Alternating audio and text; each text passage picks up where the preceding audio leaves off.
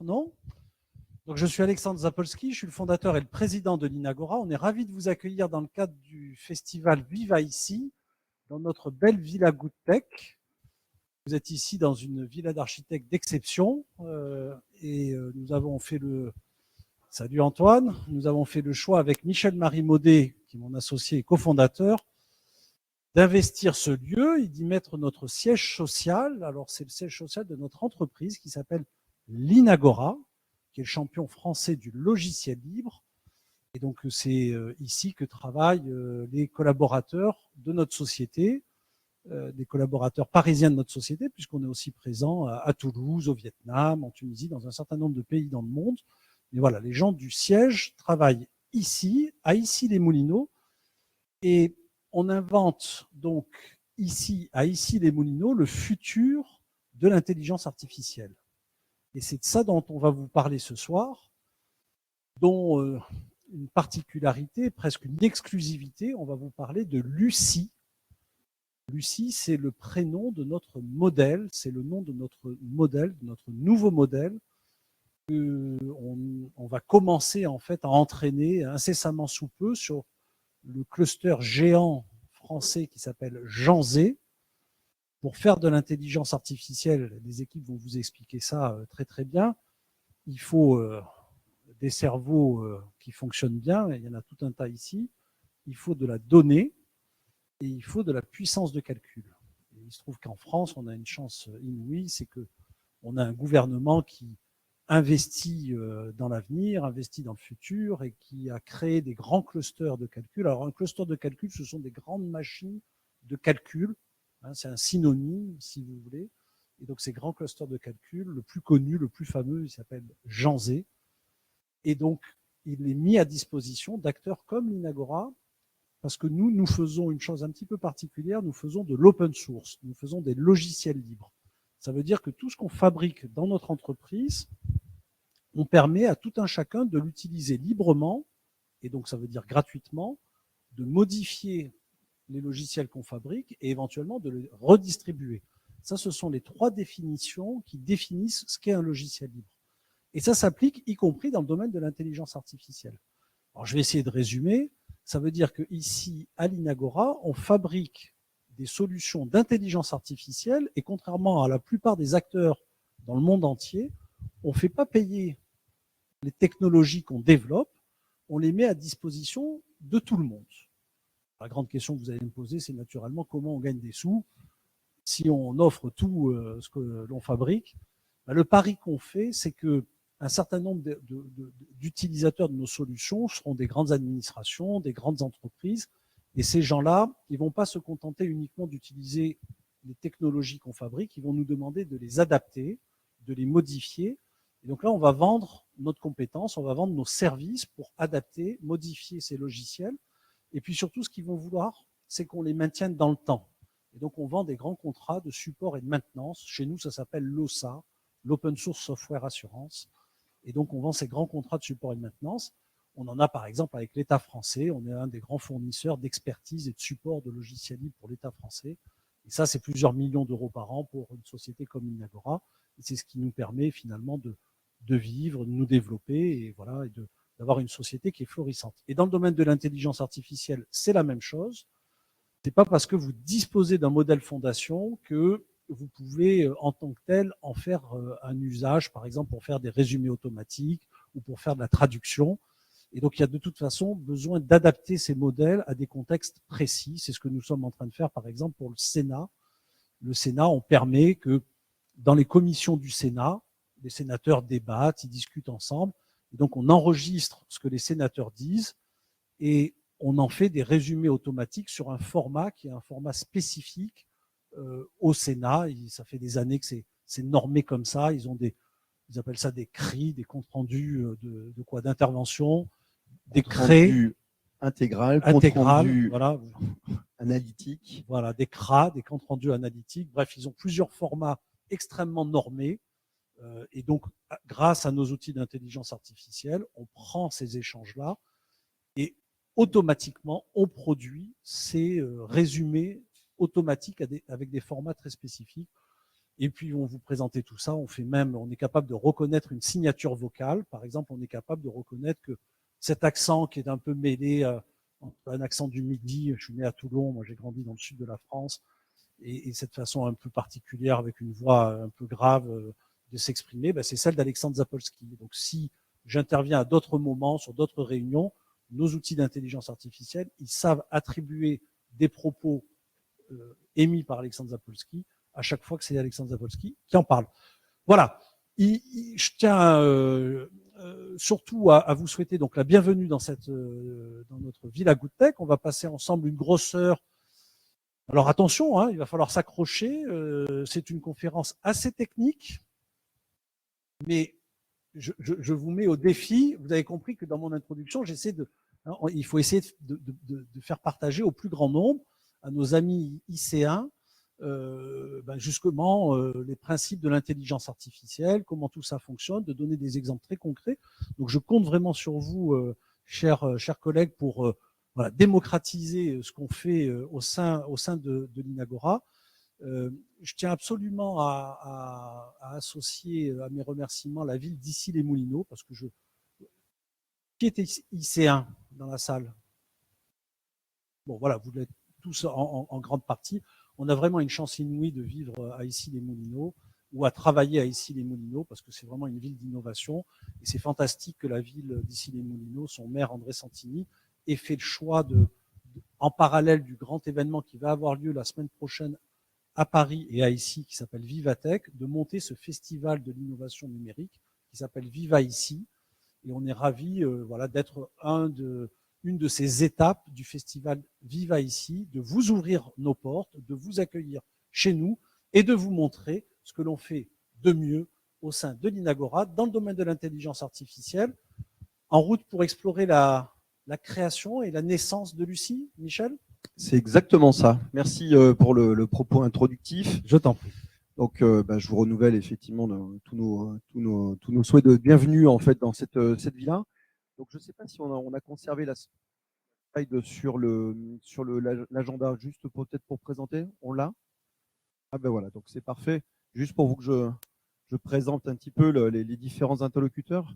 Donc, comme l'a rappelé Alexandre, donc il a parlé de beaucoup de choses, mais tu as oublié en fait le sujet de la communauté OpenLM France, qui va être un élément essentiel de notre présentation de ce soir, puisque c'est une des caractéristiques de l'open source, c'est qu'on ne fait pas tout seul. Et c'est d'ailleurs, on va le voir et on va vous le démontrer ce soir, en fait, certainement un des aspects les plus importants de notre démarche et certainement aussi un des clés de succès. Donc, on va vous expliquer ça. Donc, première intervention, ça va être Adrien qui va vous parler, donc en tant que community manager en fait de cette communauté, qui va vous parler un petit peu de qu'est-ce que cette communauté, comment ça fonctionne, qui sont les représentants et qu'est-ce qu'on y fait concrètement. Voilà. Ensuite, moi, j'aurai le plaisir de vous parler effectivement de Lucie et donc vous faire ce point d'actualité. Donc, tu rappelais Alexandre, tu as présenté donc sur notre modèle. Donc, je vais vous donner, j'essaierai d'être le plus pédagogique possible et d'en donner aussi peut-être pour les plutôt techniques d'entre vous, donc d'essayer de vous faire partager un petit peu exactement là où nous en sommes aujourd'hui. Ensuite, on aura le plaisir d'avoir Julie qui va nous parler en fait d'un élément essentiel dans les modèles de langage. Ça va être la donnée d'entraînement. Et on va voir qu'il y a beaucoup d'enjeux. Et donc, on a demandé à Julie, qui est spécialiste en fait des langages et aussi des aspects linguistiques, de nous faire un éclairage sur cet aspect-là. Et enfin, donc pour terminer, donc on aura une intervention du GENSI et de l'IDRIS. Donc, ce sont, comme le rappelait Alexandre, les personnes qui sont en responsabilité de nous mettre des moyens de calcul en fait au niveau académique, au niveau national. Donc, il y aura Pierre-François qui va nous rejoindre un petit peu en cours de route. Et le temps de l'attendre, ce qu'on a aussi souhaité faire, c'est de vous mettre à disposition des démonstrations. Donc, on va vous présenter, comme le disait Alexandre, ce que l'on fait aujourd'hui. Et puis aussi, pour illustrer un peu ce qu'on peut faire aujourd'hui avec l'IA générative. Donc, on vous a prévu quelques démos et pendant la phase d'apéritif, on vous laissera aussi manipuler par vous-même pour ceux qui n'auraient pas encore pu générer de la musique, voir des images, en fait, comment ça fonctionne. Et donc là, chacun des intervenants se mettra à votre disposition pour vous aider à appréhender aussi pour les plus, peut-être ceux qui n'ont pas encore expérimenté. Et vous allez pouvoir repartir ce soir en ayant généré quelque chose avec ces fameuses IA génératives. Voilà. Est-ce que ça vous va en termes de programme? Oui, c'est bon? Eh ben allez. Donc, pardon, pas plus de temps. Je t'en prie, Adrien, pour la première présentation. Très bien, merci beaucoup pour l'introduction. Je vais commencer donc par vous présenter la communauté OpenLLM dont Michel Marie a un peu parlé. C'est cette communauté qui est à l'origine en fait du modèle Lucie et qui dépasse en fait ici les Moulineaux, l'Inagora, puisqu'il y a plus que l'Inagora qui a participé à cette aventure. C'est une aventure collective en fait qui nous dépasse. Voilà, on peut peut-être lancer les slides. Vous avez de la chance, enfin peut-être, oui, ah oui, pardon, le grand bouton. Oui, donc vous avez de la chance parce que c'est une présentation qu'on a déjà faite devant la Commission européenne et aussi sous une forme un peu différente devant l'UNESCO et qui n'est malheureusement pas traduite en français, mais je suis là pour expliquer ce qui est sur les slides.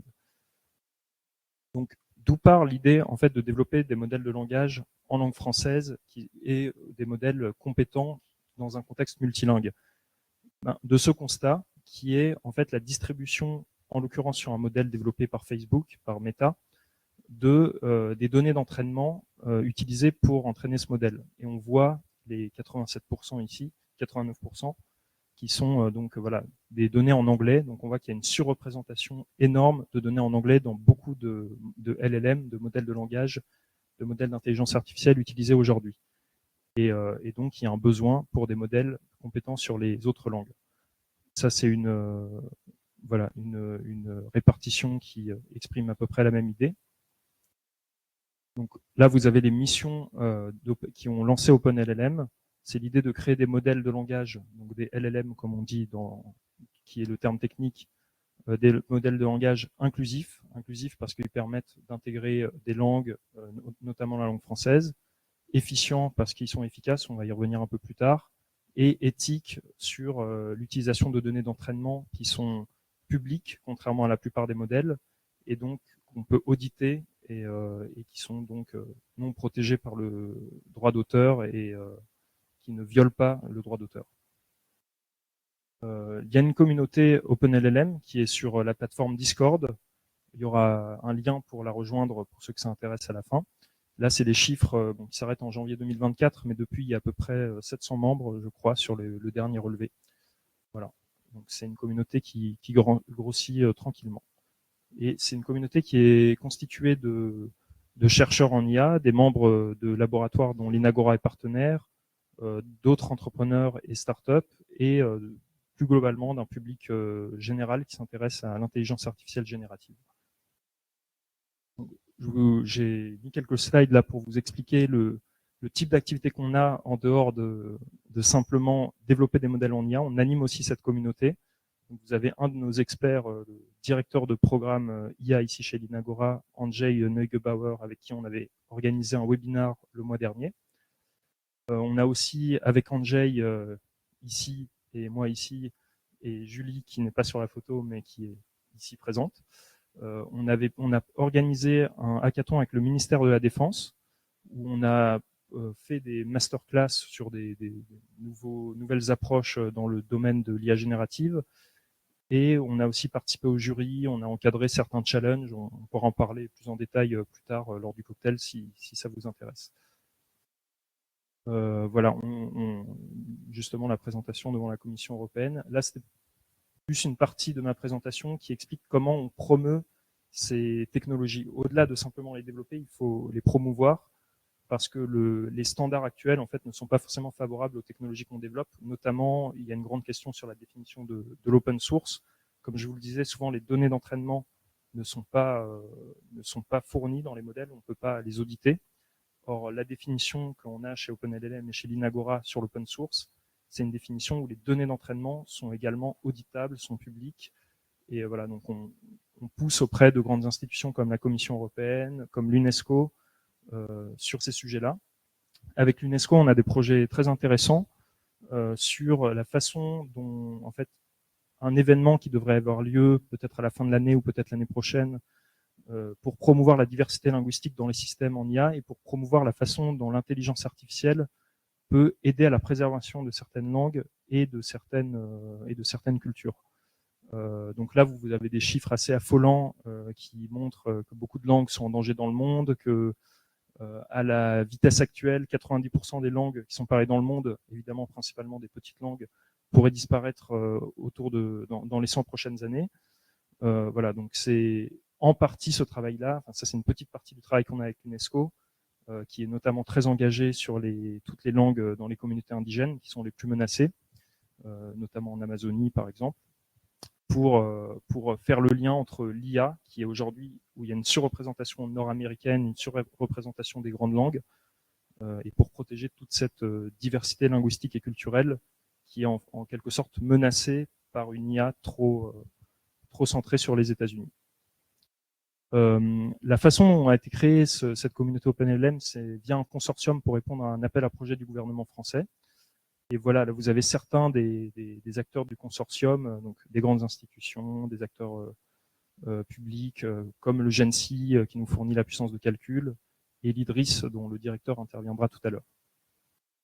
Les deux modèles qu'on a développés, je pense qu'on développera justement sur ce sujet un peu plus. C'est Claire qui a un fine-tuning, donc pas un modèle qu'on a développé de A à Z, mais un modèle développé par d'autres qu'on a adapté sur des données francophones. Donc celui-là est déjà sorti, il est utilisable, on pourra vous en parler aussi tout à l'heure. Et Lucie qui est en ce moment en phase d'entraînement et qui pour le coup est un modèle qu'on développe de A à Z. Donc vraiment, on fait tout l'entraînement, on récupère les données, c'est pas simplement une adaptation d'un modèle existant. Les modèles sont publiés comme on fait de l'open source sur Hugging Face, qui est une plateforme de référence dans le domaine. Voilà, là je passe un peu là-dessus. C'est finalement une slide pour vous expliquer un peu quelle est la vision à plus long terme. Au-delà de la langue française, on veut développer des modèles multilingues, notamment un modèle qui pourrait être compétent dans toutes les langues officielles de l'Union européenne et toutes les langues européennes. Donc, une des idées, c'est de s'associer, de créer un consortium avec d'autres acteurs qui ont fait le même travail que nous en Europe sur des langues locales, comme on l'a fait pour le français, mais d'autres, par exemple des Bulgares ou des Finlandais qui ont fait un très bon travail en Finlande, pour créer un modèle commun. Voilà. Donc on a commencé à prendre contact avec beaucoup d'initiatives en Europe qui font ce travail-là, chacune dans leur pays respectif. On les a aussi répertoriés, mais ça intéresse plus les gens qui sont dans le domaine. Voilà. Oui, alors je voulais en fait vous donner un exemple rapide. Julie développera un peu sur ce point aussi plus tard. En tout cas, elle vous donnera une autre approche sur comment en fait on fait un modèle qui parle français. Comment cette volonté de faire des modèles qui sont bons en français se traduit sur des choix techniques très précis. Je vais essayer de vulgariser ça très simplement. La façon dont un modèle de langue, quand vous interagissez avec un modèle de langue, vous envoyez du texte, mais lui ne va pas comprendre du texte. Il va traduire ce texte en chiffres, en nombres. Et la première étape pour traduire ce texte en nombres, c'est qu'il va découper ce texte en petites parties de texte sur lesquelles il va ensuite pouvoir faire des calculs statistiques.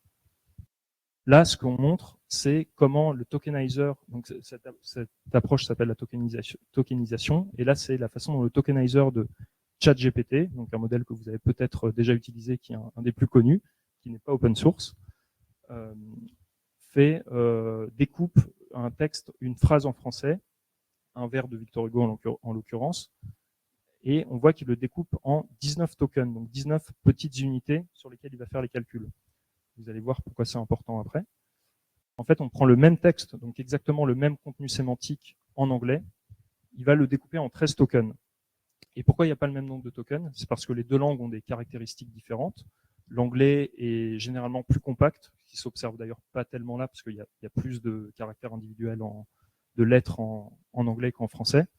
Mais généralement, l'anglais est plus compact, mais ça s'explique aussi par le tokenizer. Le tokenizer, donc cet outil qui permet de faire cette opération de séparation, et donc le tokenizer de ChatGPT est optimisé pour la langue anglaise, parce qu'il est entraîné, il est calibré sur des textes en anglais. Et donc, en fait, il découpe mieux la langue anglaise que la langue française. Et pourquoi c'est important d'avoir... pourquoi cette différence de 13 tokens à 19 tokens elle est importante? Déjà parce que sur des textes plus longs, ça devient une différence beaucoup plus importante.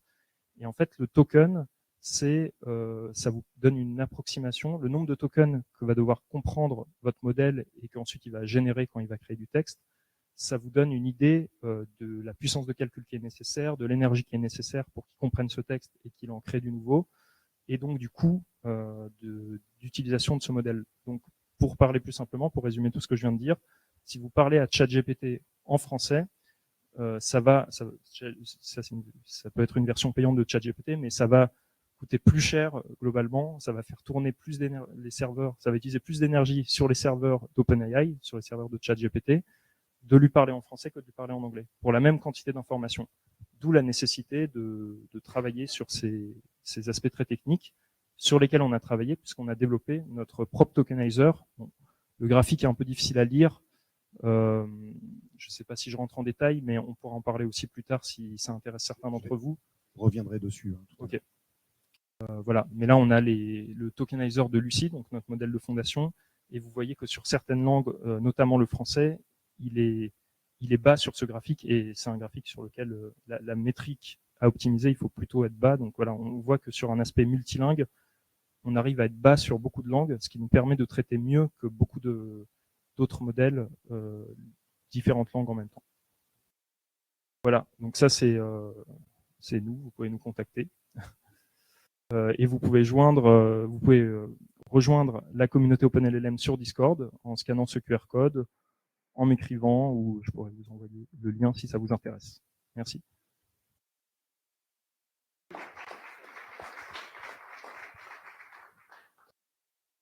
Peut-être pour les gens qui ne sont pas forcément familiarisés avec l'open source, peut-être qu'on fasse un petit step, un petit pas de côté ou un petit pas en arrière. Les logiciels qu'évoquait Alexandre tout à l'heure, donc les fameux logiciels libres, sont développés par des communautés, donc des individus ou des sociétés qui se réunissent autour d'une ambition, autour d'une mission pour créer en fait des logiciels. Et donc là, ce qu'on a fait avec OpenLLM, ça vient vraiment soutenir en fait les efforts qui sont nécessaires pour construire ces fameux modèles. Et donc là, c'est pas uniquement les cerveaux ou les compétences en fait de l'Inagora qui sont à l'œuvre, c'est effectivement aujourd'hui les personnels qui nous ont rejoints dans cette communauté. Et c'est pour ça qu'on fait un appel, puisque peut-être certains d'entre vous, au-delà d'avoir un intérêt pour ces technologies, peut-être tout simplement aussi volonté de contribuer. Donc, globalement, il n'y a pas du tout de barrière à l'entrée. Vous pouvez en fait tout à fait rejoindre en fait cette communauté. Donc, vous allez voir, en fait, il y a plus différentes channels, il y a des canaux de communication plutôt ouvertes, et puis des communications, enfin des channels qui sont dédiés techniquement. Et donc chacun en fait il trouve soit de l'information pour connaître l'actualité sur l'IA en fait de façon générale. Et ceux qui veulent en fait participer concrètement aux travaux techniques ou avoir des bonnes idées sur comment traiter les données personnelles, où est-ce qu'on peut trouver de la donnée d'entraînement et ainsi de suite, et ben de faire en fait des contributions. Et c'est ce qui fait ce modèle très vertueux de l'open source, c'est que finalement, chacun d'entre nous peut apporter sa pierre à l'édifice. Et ça va être un enjeu, à mon avis, très important dans le domaine de l'IA, c'est que cette gouvernance, plus elle sera distribuée, plus elle sera en fait répartie, plus elle sera. Et donc, c'est ce qui va expliquer un peu les orientations qu'on a prises pour Lucie. Je me retourne là pour les équipes techniques. Là, vous me donnez le droit de partager mon écran, si vous voulez bien. Oui, voilà, parfait.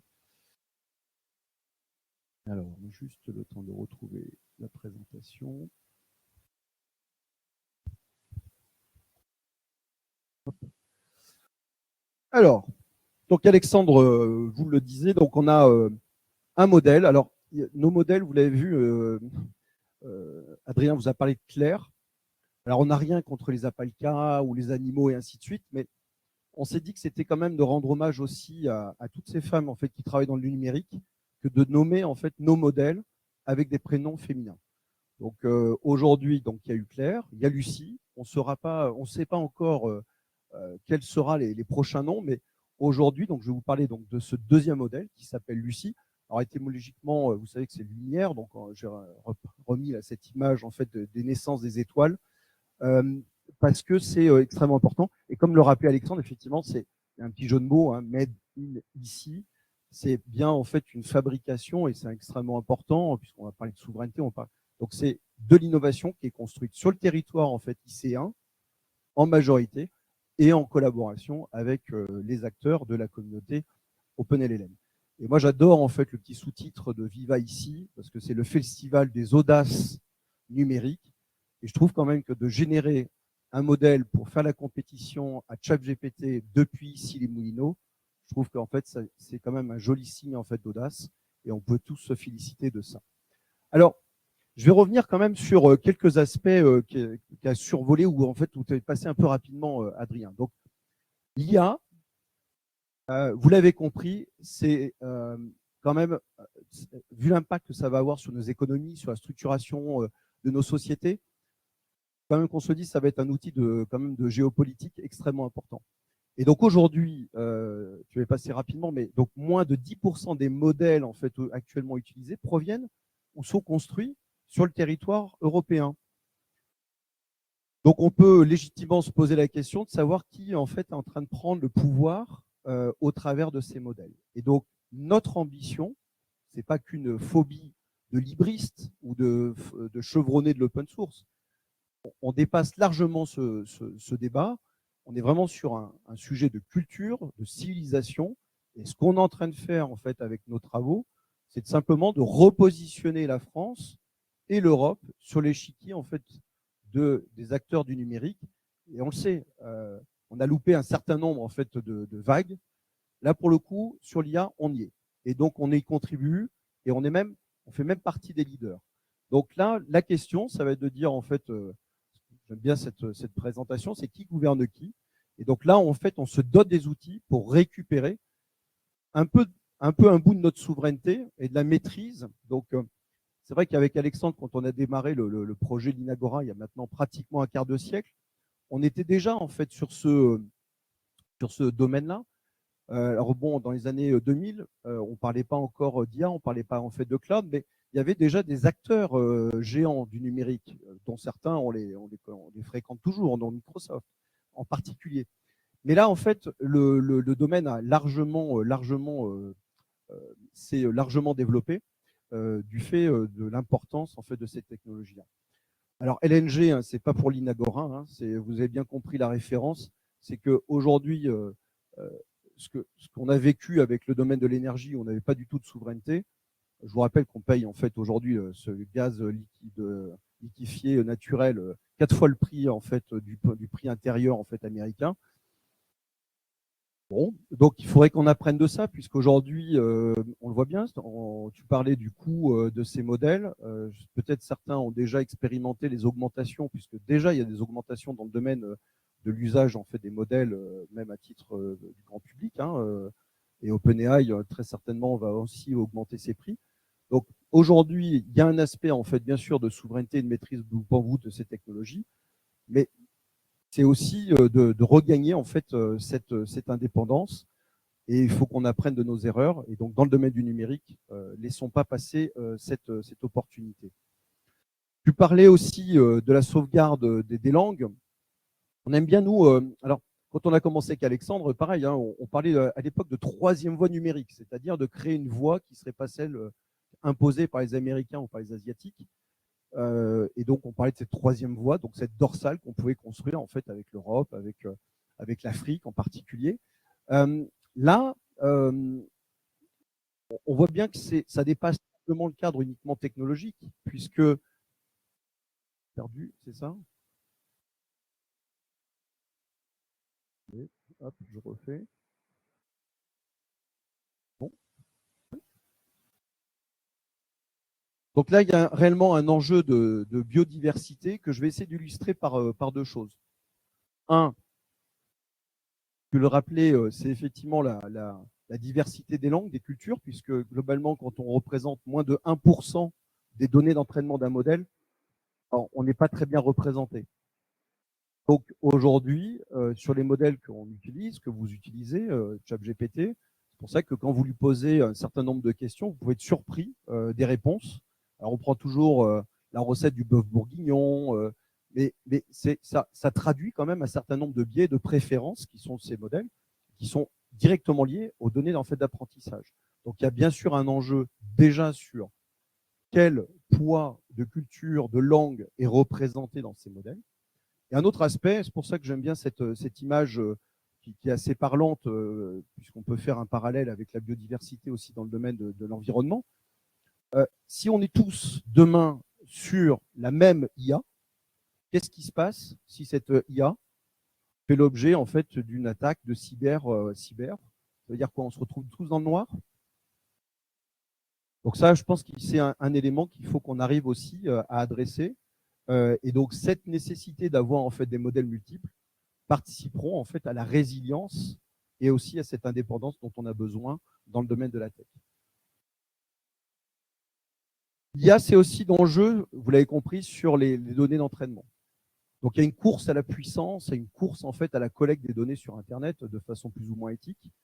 Et donc il y a un débat qui s'ouvre à nous, c'est de savoir en fait, est-ce qu'on fait la course à la quantité ou est-ce qu'on essaie de privilégier la qualité des données? Donc le parti pris qu'on a pris pour l'entraînement de nos modèles, c'est effectivement d'avoir moins de données. Vous allez voir, en fait, on en a beaucoup quand même. Mais par contre, on a fait le choix d'avoir des données ultra qualitatives. Donc je ne rentre pas plus dans le détail puisque ça va être l'objet de l'intervention de Julie. Mais c'est un élément essentiel. Ce qu'on veut éviter, c'est globalement dans un modèle, plus vous mettez à l'entrée des données de mauvaise qualité, ou en tout cas où vous n'avez pas fait une sélection assez forte sur la qualité, bah, on peut imaginer qu'à la sortie, vous avez aussi en fait des données ou des résultats dégradés. Voilà. Donc nous, on a fait le pari et aujourd'hui, on a les premières preuves qui démontrent que globalement, si on a un haut niveau de sélectivité sur les données d'entraînement, donc ça veut dire quoi en fait une donnée de qualité? On peut avoir différents axes, mais déjà, première chose, nous, en fait, comme ça a été rappelé par Adrien, c'est une donnée qui a été récoltée de façon éthique. C'est-à-dire, en fait, on n'a pas scrappé tout Internet. Non, on a des bases d'entraînement sur lesquelles, en fait, ce sont soit des ressources libres qui existent, mais qui sont sur des licences qui nous permettent d'entraîner en fait les modèles, ou en fait des données qui proviennent, par exemple, du monde académique en particulier, puisque les travaux de thèse, certains de ces publications sont aussi des données qui sont éligibles en fait à l'entraînement. Voilà. Donc, donc des données en fait récoltées éthiquement, des données qui proviennent aussi, qui sont centrées, vous l'avez compris, sur la langue française, puisqu'on a ce focus, non pas que pour ceux qui ont déjà utilisé ChatGPT, le ChatGPT parle très bien français, mais quand vous l'avez utilisé au bout d'une heure, vous sentez bien quand même que il n'exploite pas tout à fait la richesse de vocabulaire qui existe dans notre langue. Il est toujours à peu près sur un truc assez lisse, assez neutre. Et donc, quand même, c'est malheureux pour notre belle langue. Et donc, effectivement, dans les données d'entraînement qu'on utilise pour nos modèles, eh ben, il y a des pièces de théâtre, il y a en fait de la culture, de façon à avoir cette diversité aussi dans la richesse qui vient matérialiser la richesse en fait de la langue française. Je ne dis pas plus, je laisserai Julie en fait vous revenir en fait là-dessus. Et l'IA aussi, c'est et je vais vous donner quelques chiffres qui vont vous faire, je pense, tourner un peu la tête tout à l'heure, mais on a quand même, pour entraîner en fait les modèles ou même les utiliser, tout ça a un impact non négligeable sur l'environnement. Et donc là aussi, on a fait un certain nombre de partis pris, de faire des modèles ultra spécialisés, sobres, compacts, plus petits. Donc plus petit, ça veut dire qu'il nécessite moins de ressources computationnelles au moment de son utilisation, voire, parce que pour moi c'est un enjeu aussi de souveraineté, si on est capable demain d'inférer des modèles, d'utiliser ces modèles sans avoir à utiliser ces fameux GPU, ces fameux processeurs graphiques qui proviennent massivement à nouveau en fait des États-Unis, et ben ça c'est un objectif qu'on s'est donné. Donc, premier objectif, c'est que nos modèles s'exécutent sans nécessité d'utiliser ces fameux GPU dont tout le monde parle, et qui sont nécessaires toujours à l'entraînement. Et puis demain, imaginons, puisque là aujourd'hui on expérimente les LLM, donc les Large Language Models, on parle maintenant des SLM, donc les Small Language Models, c'est ceux qu'on développe, mais demain on parlera plutôt des PLM, les Personal Language Models, ceux qui pourront tourner sur nos téléphones et sur lequel en fait on aura une maîtrise en fait complète. Donc on est déjà en anticipation de ce mouvement-là et de construire des environnements et des modèles qui nous permettent d'avoir un impact le plus responsable sur en fait l'environnement, même si vous allez voir en fait que sur l'entraînement c'est extrêmement important. Alors bon, on est régulièrement interrogé sur effectivement est-ce que c'est dangereux d'avoir des modèles d'IA en open source, on pourrait détourner leur usage et ainsi de suite, on donne les armes à nos ennemis et ainsi de suite. Bon, on entend ça avec Alexandre depuis à peu près 30 ans sur les autres domaines technologiques de l'open source. De dire, ah, l'open source est moins sécurisé que les technologies des éditeurs, et ainsi de suite. Bon, comme je le rappelais un journaliste là, la semaine dernière, ça fait moi 30 ans que j'attends en fait une affaire où c'est le logiciel libre ou un logiciel open source qui est mis en fait en défaillance sur en fait une histoire. Donc, par contre, ce qui est sûr, c'est qu'aujourd'hui, si vous enlevez l'open source, il n'y a plus d'IA. Parce que, y compris ChatGPT, si aujourd'hui ce modèle n'est plus open source et qu'on est obligé de payer en fait pour l'utiliser, tous les sous-bassements en fait technologiques sont open source. Donc on enlève en fait l'open source, il n'y a plus d'IA sur Terre. Donc autant en fait tout simplement miser sur ces modèles et sur ces technologies pour développer nos modèles. Donc vous l'avez compris, nous notre réponse c'est Lucie. Alors Lucie, c'est de développer ces fameux modèles en fait de confiance qu'on maîtrise, transparents. Donc là, c'est le fait d'avoir en fait nos données d'entraînement qui soient publiques, sous licence libre, que tout le monde pourra regarder. Donc si un jour en fait un de nos modèles sort votre numéro de téléphone portable, ben, on pourra analyser concrètement d'où ça vient et pourquoi en fait il y aurait eu cette donnée. Bon, il y a très peu de chances, je vous rassure, mais bien sûr, ce qui est valable pour une donnée en fait à caractère personnel est tout à fait vrai aussi pour un autre sujet. Si en fait un de nos modèles commençait à répondre avec des propos extrêmes et ainsi de suite, on serait capable de remonter en fait à la source et d'expliquer pourquoi et bien sûr en fait de corriger en fait le comportement. Donc tout ça, bon, je pense qu'on en a un tout petit peu parlé. Où est-ce qu'on en est? Puisque c'est ce que tu indiquais, Alexandre, en introduction. Entraîner un modèle, c'est long. Donc globalement, on a commencé juste après la naissance de Claire. Dès que Claire a commencé à marcher, on s'est attaché en fait à commencer à travailler sur Lucie. Donc on a commencé en octobre. Donc la petite flèche rouge, donc à la date du jour, vous voyez en fait on est pile poil à peu près aux 3/4 en fait de notre chemin, sachant que la partie la plus longue, c'est de récolter ces fameuses données d'entraînement.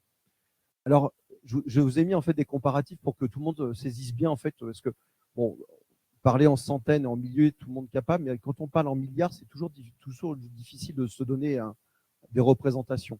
Donc notre modèle, en fait, il va être entraîné sur 600 milliards de tokens, ce qu'a évoqué tout à l'heure Adrien dans sa présentation. Juste pour vous donner à peu près à quoi ça correspond, ça fait 24 millions d'heures de conversation non-stop. Et si je divise ça, en fait, pour le ramener à une unité qu'on pourrait maîtriser, ça correspond à 8300 années de discussion non-stop. Juste pour vous donner un peu les échelles qu'il faut de données pour entraîner ces modèles. Longue. Et oui, parce qu'on enregistre, donc ça nous fait plus de tokens en fait d'apprentissage. Allez, j'accélère. J'ai compris le message. Le tokenizer, on en a parlé, c'est un élément important. Donc ça, c'est fait. C'est un élément en fait extrêmement important. Ça, c'est terminé. Là où on en est aujourd'hui, on pourra mettre à disposition les slides. Quand on entraîne un modèle, ce qui va être déterminant, c'est effectivement la puissance de calcul et combien de temps ça va nécessiter pour faire l'entraînement. Là aussi, alors, on pourra revenir dans le cadre des questions-réponses, mais aujourd'hui, donc 600 milliards de tokens. Pour entraîner un modèle, il faut que ce modèle, il le voit plusieurs fois. Donc, on va le voir entre 4 et 5 fois, donc il faut multiplier. Donc, ça fait 3 trilliards de données que le modèle doit avoir. Et si on ramène ça, malgré, donc tu vas nous expliquer tout ça après, Pierre-François, mais donc avec beaucoup de ressources, avec beaucoup de GPU, avec beaucoup d'énergie, ça représente quand même 600 000 heures à minima d'exécution pour entraîner le modèle. Et donc 600 000 heures, pareil, si on ramène ça sur les machines qu'on nous met à disposition, c'est quand même 200 jours actuellement, et on essaie d'optimiser, parce qu'on on essaie de gagner en fait un peu de temps, et donc d'augmenter en fait la capacité de parallélisation de nos travaux, de façon à pouvoir ramener ça à 100 jours, voire peut-être à 50, en fonction effectivement de ce que nous dira tout à l'heure Pierre-François. Voilà, tout ça pour vous dire que le compte à rebours est lancé. Sa naissance est prévue pour maintenant septembre 2024. Donc voilà. Et je terminerai sur deux choses. Donc pendant qu'on fait ça, pendant l'entraînement, ça ne veut pas dire qu'on ne fait pas aujourd'hui, qu'on n'accompagne pas nos clients sur l'utilisation en fait de l'IA. Donc dès à présent, en fait, l'Inagora est capable en fait d'accompagner les entreprises, les administrations dans la mise en œuvre de technologies. Donc aujourd'hui, c'est pas nos modèles qu'on met en opération, c'est pas grave. Quand ils seront prêts, eh ben, on pourra basculer et changer de modèle. Mais dès à présent, si vous entendez, si vous avez en fait entendez parler de projets qui nécessiteraient en fait la mise en place de ces technologies, dès à présent, on sait faire. Premier élément. Donc n'hésitez pas aussi à venir nous voir. Et puis le deuxième message important, c'est que tout ça, bon, une fois qu'on a réglé les GPU, tu parlais des cerveaux tout à l'heure, bah, un peu comme tout le monde, hein, c'est aujourd'hui le nerf de la guerre, c'est les talents. Donc je profite pour passer le message aussi. Donc si vous avez, si vous-même, bien sûr, vous avez ces compétences, ou si dans vos proches ou dans vos réseaux, bah, vous avez des personnes qui sont intéressées par ces technologies-là et de rejoindre en fait l'ambition et cette mission. Bon, alors il n'y a pas que la piscine, il n'y a pas que le lieu qui est sympa, mais en fait on a des équipes extraordinaires. Et donc voilà, donc je vous ai mis aussi donc les types de postes qu'on recherche aujourd'hui, les types de personnel qu'on recherche. Donc voilà, donc si ça vous parle ou si vous avez des connaissances, n'hésitez pas à prendre contact avec nous. Nous les recevrons bien volontiers pour les embarquer avec nous dans nos travaux. Voilà, bon, j'aurai pas le temps pour les questions-réponses, mais on fera ça juste après, pendant la partie apéritif. Voilà, merci.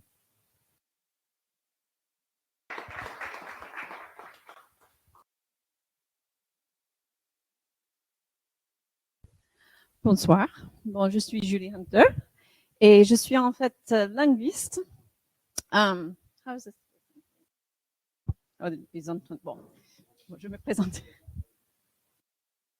Bon, je suis linguiste, donc je vais vous parler un peu du côté multilingue des modèles de langage et pourquoi c'est important et aussi pourquoi c'est un peu compliqué. Donc,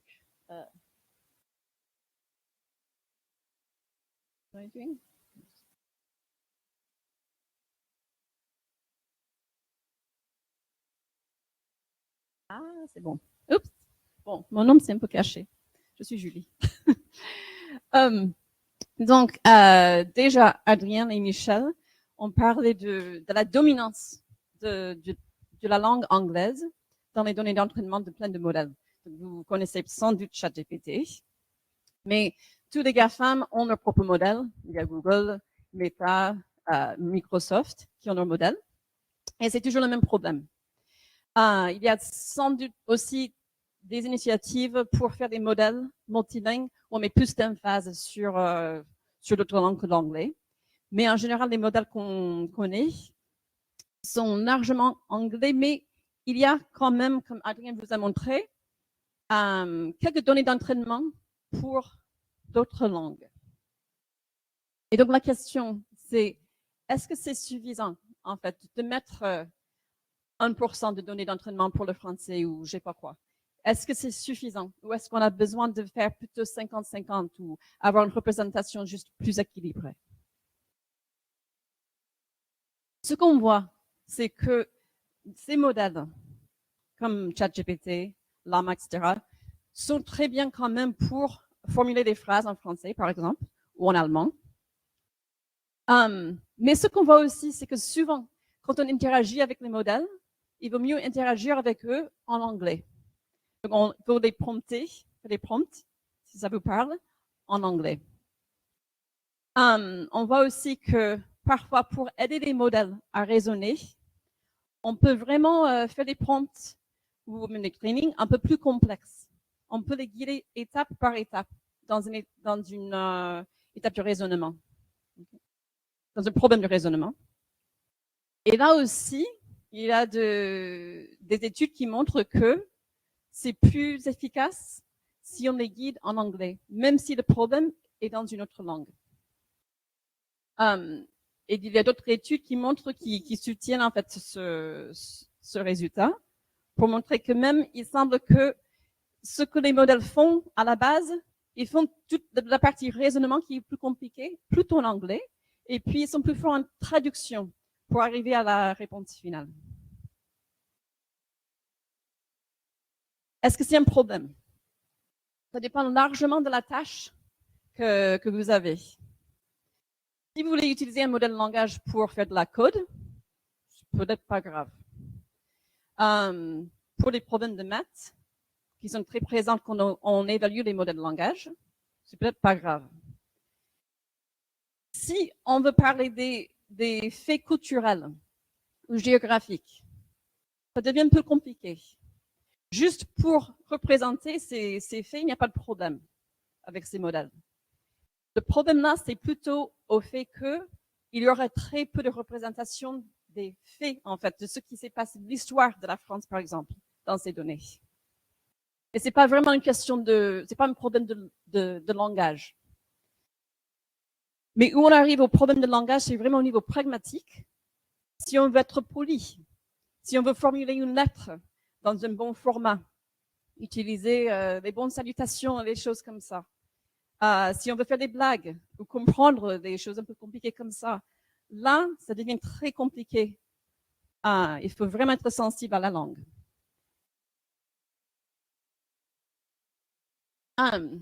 Et il y a d'autres problèmes aussi qui va au-delà de la langue. Donc vraiment, ce côté culturel est très, très important. Il faut bien sûr être sensible à tout ce qui est important pour une culture. Mais aussi, il faut avoir de l'accès. C'est pas tout le monde qui sait parler anglais et qui veut interagir avec un modèle de langage en anglais parce que c'est plus efficace. Et c'est même, bien sûr, pas tout le monde qui a... oui, bon, ça c'est tout. Mais bon, il y a aussi des problèmes avec le cost, comme Adrien a dit, pour la tokenisation, par exemple. C'est parfois même plus cher pour interagir avec les modèles. Il s'agit d'un modèle où il faut payer. Si le modèle n'est pas proprement entraîné pour une autre langue, ça peut revenir plus cher. Il y a aussi des problèmes de performance qu'on peut voir, mais bon, je ne vais pas rentrer dans les détails. Qu'est-ce que ça veut dire d'avoir des modèles multilingues? Il y a plusieurs approches. Donc, on a parlé de l'idée de faire un modèle qui gère plusieurs langues à la fois. C'est pas forcément ça dépend du cas d'usage. C'est pas toujours la bonne approche. Et il y a des avantages et des inconvénients des deux. Donc, on voit que quand on ajoute des langues, ça va avoir un impact sur la langue qui était principale. Donc, prenons le cas d'un modèle qui est plutôt équilibré entre les langues. Les performances en anglais, sur certaines tâches, vont être moindres. Parfois, ça va être mieux. Ça dépend vraiment de la tâche. Donc, il faut faire attention. Si on ajoute d'autres langues, parfois, il faut avoir un vocabulaire qui est plus large. Ça peut entraîner, ça peut finir avec des modèles plus larges, en fait, plus difficiles à gérer et entraîner. Il y a aussi des avantages. Si on traite de multiples langues, ça veut dire qu'on augmente le pool de données qu'on peut utiliser. Donc, il faut vraiment penser au cas d'usage. Et comme Alexandre a dit, par exemple, on travaille avec le Sénat. En ce moment, là, pour ce genre de cas, c'est vraiment pas important qu'on traite toutes les langues de l'Europe. Il vaut mieux traiter le français avec éventuellement un modèle plus petit, avec moins de données, c'est bien. Ça dépend. Est-ce qu'il faut poser la question sur la multilingualité à chaque étape? Donc, pour entraîner un modèle, on fait d'abord l'étape de pre-training, c'est-à-dire qu'on apprend au modèle de prédire le prochain mot le plus probable. Après, on passe, maintenant, ça c'est un peu l'approche la plus conventionnelle, c'est pas toujours comme ça. Maintenant, on passe à une étape de instruction tuning, c'est-à-dire qu'on va essayer d'apprendre au modèle de suivre les instructions pour que le modèle soit plus sensible aux préférences humaines. Ensuite, on peut continuer cette approche de fine-tuning, mais sur des tâches très spécifiques. Mais même après le modèle est entraîné, on peut continuer à le guider à travers des prompts. Okay? Il peut apprendre avec ce qu'on appelle in-context learning, même avec des exemples qu'on donne, qu'on interagit avec le modèle. Et enfin, il faut penser à l'étape d'évaluation. Et c'est important parce qu'en fait, à chaque étape, il y a des différences par rapport à combien de données sont exigées. Donc, il faut vraiment y réfléchir. OK, pre-training. Pre-training exige une quantité énorme de données. Donc, Michel a parlé de 600 milliards de tokens. Le modèle le plus récent de Llama est entraîné sur 15 trillions. Millions en français, c'est ça? OK. Et le problème, c'est que la plupart des modèles, ils arrivent à avoir assez de tokens parce qu'ils sont entraînés sur les données web. Mais les données web sont largement en anglais. Et même pour nous, on a d'autres raisons de ne pas vouloir utiliser ces données. Du coup, nous, on explore d'autres façons d'avoir des données propres, comme Michel a expliqué. Ça vient aussi avec de propres problèmes. Vous voyez ici un exemple d'un document ossérisé, c'est Optical Character Recognition. On prend par exemple des anciens documents de la Bibliothèque nationale de France, où on a des photos, et on applique des modèles pour un peu deviner les mots qui étaient dans le texte. Mais on traite des textes qui sont bon, pas bien préservés parfois, et souvent. Et du coup, parfois, les modèles, bon, ça donne des résultats un peu intéressants. Donc, une partie de notre travail pour Lucie était concentrée sur le filtrage de ces données. On ne peut pas ça dans notre modèle. Mais c'est très difficile du coup. Donc, il y a plein de données dans le monde, mais pas forcément prêtes à être utilisées par les modèles. C'est ça le problème. Donc, est-ce que ça veut dire qu'il y a une dépendance inévitable sur l'anglais? Il y a quand même de l'espoir. On voit qu'avec un peu de... il y a des études qui montrent avec du parallel training, où on met des exemples dans une langue et un peu le même exemple dans une autre langue, on peut améliorer les performances entre les langues. Donc, on peut espérer qu'avec différentes approches de comment on prépare les données, que ça peut aider.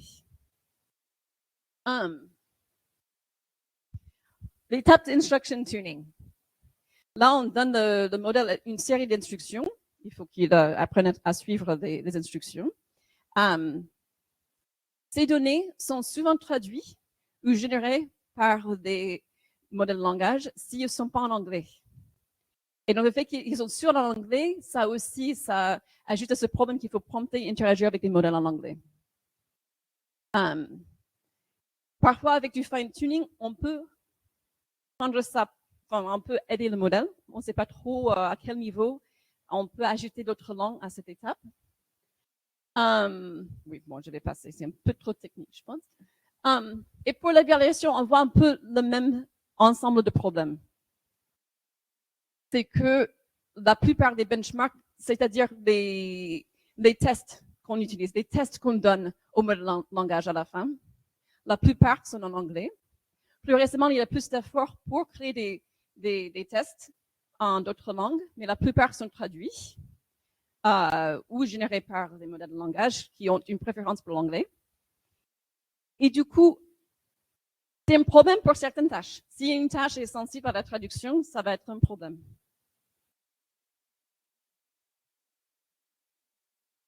Donc, il y a quelques d'autres détails à penser. Donc, il y a des différences entre les langues. Parfois, on parlait du grec tout à l'heure. L'alphabet est très différent que l'alphabet qu'on utilise en français et en anglais. Il y a l'ordre des mots qui peut varier. Il y a des morphèmes, il y a plein de différences entre langues qui ne sont pas faciles à gérer. Il y a aussi l'étape de dataset creation, c'est-à-dire la préparation des données. Et là, je suis impliquée beaucoup dans cette étape et je vous dis, ça exige un travail énorme. Et il faut souvent être très sensible à la langue. En fait, il faut pouvoir parler la langue et comprendre la langue.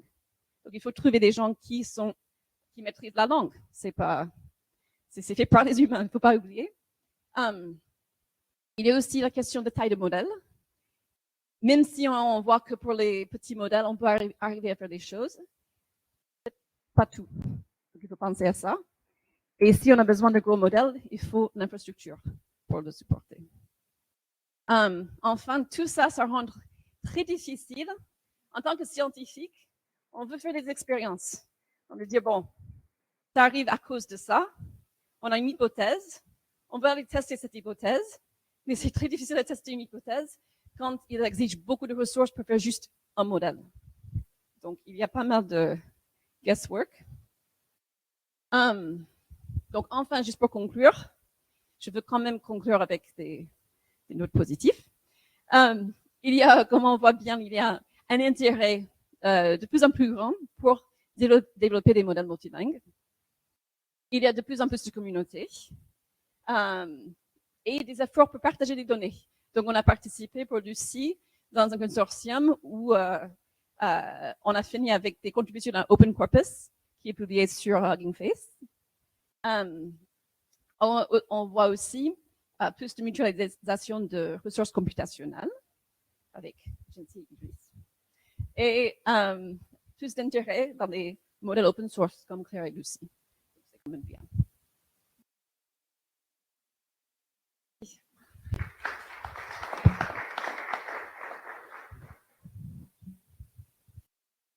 Juste, alors attends, c'est moi qui ai la télécommande. On va avancer un tout petit peu. On va donner pour terminer la série des présentations. On reviendra sur les démos juste après. On va donner parole à Pierre-François. Voilà, je crois que c'est la première planche. Oui. Voilà.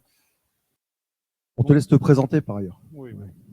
Donc bonjour, je suis Pierre-François Lavallée, je suis le directeur de l'IDRIS et je vais vous présenter ce qu'il y a sous le capot pour pouvoir justement mener à bien les entraînements des très gros modèles. Il faut des grosses ressources de calcul et donc l'IDRIS fournit ce type de ressources.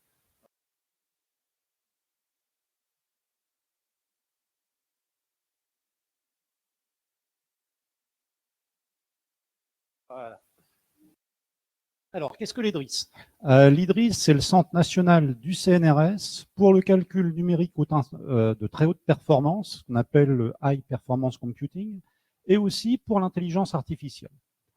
Alors, c'est à la fois un centre de calcul qui est équipé de supercalculateurs, qui sont parmi les plus puissants en Europe, de systèmes de stockage, d'archivage, de systèmes de visualisation, de pré- et post-traitement. Mais c'est aussi un centre d'excellence, de support, de conseil et d'expertise, aussi bien dans le domaine du HPC que de l'IA. Alors pour vous donner un ordre d'idée, aujourd'hui sur l'IDRIS, on accueille plus de 1500 projets scientifiques, parmi lesquels il y a certains projets qui proviennent de l'Inagora, d'OpenLLM, etc. Et on a plus de 3070 utilisateurs. Donc vous avez la répartition entre les utilisateurs qui font plus de la simulation numérique, donc du HPC, et les utilisateurs qui font plus de l'intelligence artificielle.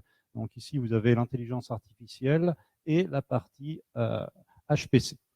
Un centre national comme l'IDRIS, ça fonctionne 24 heures sur 24, 7 jours sur 7, 365 jours par an. Ça s'arrête quasiment jamais, sauf pour remettre à jour les logiciels pour des questions de sécurité.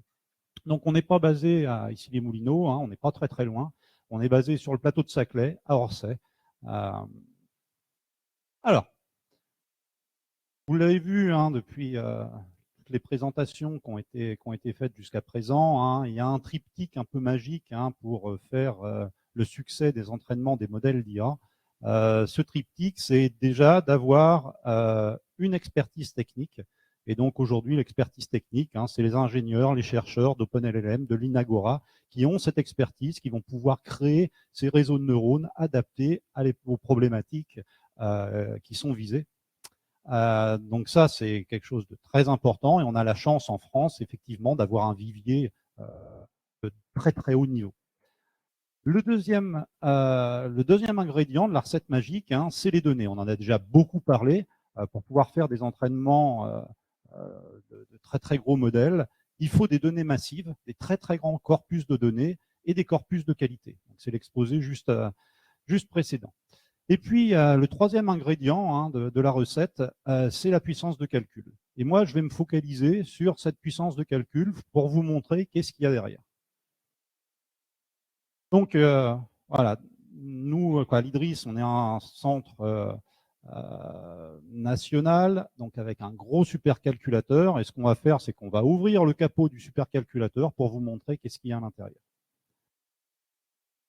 Alors, le supercalculateur dont on parle aujourd'hui, c'est le supercalculateur Jean Zay. Alors, Jean Zay, ça a été le premier supercalculateur français convergé. Alors, convergé, ça veut dire quoi? Ça veut dire qu'il peut être utilisé aussi bien pour faire de la simulation numérique que pour faire de l'intelligence artificielle. Et donc ça, c'est très important, hein, c'est-à-dire que le matériel qui a été choisi, le réseau d'interconnexion, les GPU, les CPU, la mémoire, tout ça a été pensé dans l'optique de convenir aussi bien au monde de la simulation numérique que de l'intelligence artificielle. Aujourd'hui, on est en train de terminer, hein, dans les jours qui viennent, l'installation d'une nouvelle extension très importante des capacités du supercalculateur, qui va faire que dans 15 jours, 3 semaines, Jean Zay va redevenir le supercalculateur le plus puissant de France avec 126 pétaflops. Alors 126 pétaflops, c'est 126 millions de milliards d'opérations flottantes par seconde. Je vais revenir juste après pour vous donner, pour essayer de quantifier ce que ça peut représenter. Jean Zay est aussi la première plateforme nationale à destination de la communauté de recherche en intelligence artificielle dans le cadre du plan AI for Humanity, donc qui date de 2018. Alors maintenant, si on compare Jean Zay au niveau mondial, où est-ce qu'il se place? Alors, il y a un classement qui est remis à jour tous les 6 mois des superordinateurs les plus puissants au monde. Ce classement, c'est le top 500. Il vient de sortir, la dernière édition du classement est sortie hier, ou avant-hier, je ne me rappelle plus, hier. Et donc, j'ai regardé par rapport aux 126 pétaflops de puissance crête du supercalculateur Jean Zay, où est-ce qu'on se trouverait si on avait passé le test? Eh bien, on serait dans le top 12. Donc, globalement, ce supercalculateur, il serait dans le top 12 mondial des plus grosses machines les plus puissantes. Donc, ça veut dire qu'on peut faire vraiment plein de choses avec un tel supercalculateur. Alors, si on résume le supercalculateur Jean Zay en un seul slide, voilà ce que ça pourrait donner. Vous avez les puissances, on va y revenir juste après pour essayer de quantifier les choses. Vous avez un certain nombre de caractéristiques physiques. Donc, la surface qui est utilisée par le supercalculateur Jean Zay dans la salle machine, c'est à peu près 320 mètres carrés. Sa masse, 96 tonnes. Combien est-ce que ça consomme, un supercalculateur comme Jean Zay? On consomme à peu près 2400 kW. Un supercalculateur comme Jean Zay, ça chauffe beaucoup. Et donc, on est obligé de refroidir de tels systèmes avec du refroidissement, qu'on appelle du refroidissement liquide. C'est-à-dire qu'on va utiliser soit de l'eau froide, soit de l'eau tiède. Ça permet d'optimiser l'empreinte énergétique. Donc ici, on va être avec un régime d'eau tiède.